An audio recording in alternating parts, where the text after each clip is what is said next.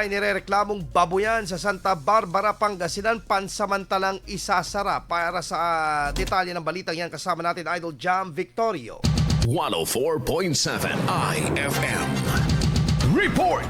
Ipinag-utos ng lokal na pamahalaan ng Santa Barbara ang pansamantalang pagpapasara sa isang babuyan sa barangay Balingaw upang isailalim sa rehabilitasyon.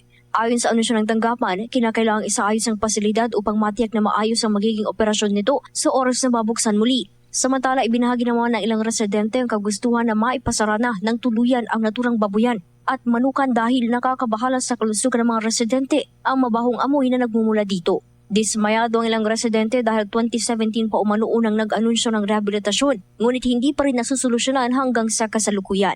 Sa pinakahuling abiso ng Barangay Council, hindi na umano muling mag-ooperate ang babuyan ngunit magsisilbing bodega ng inumin bilang hakbang sa pagpapahalaga sa kalusugan ng mga residente. Kasama mo mula dito sa IFM Negupan, ito si Idol Jam Victorio, Tatak IFM. IFM News. IFM News. IFM News.